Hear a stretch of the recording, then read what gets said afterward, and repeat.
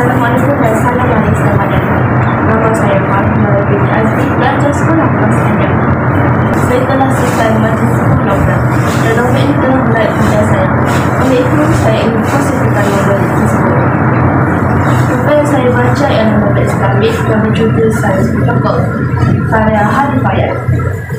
Buku ini diterbitkan oleh Dr. Lagi Mercedes pada tahun 2020. Buku ini menceritakan tentang bidang jalan tertuang dan konspirasi akhir zaman yang akan menyesatkan manusia sehingga mereka menjadi penduduk sejati. Rakan-rakan, buku ini memperincikan kisah hidup Dajjal daripada dirinya masih kecil.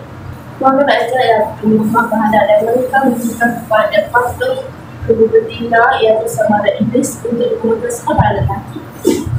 Dajjal lahir dalam keadaan cacat dan yang pening, tidak sama seperti bayi dan anak-anak yang lain.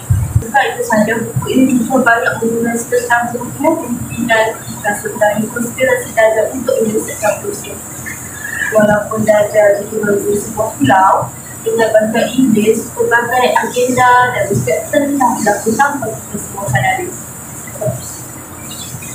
Jika rakan-rakan tertarik di sekolah pendek saya tentang tadi, pastikan rakan-rakan dapatkan buku Sains Protokol karya Hari Payat untuk mengetahui lebih lanjut dan terperinci.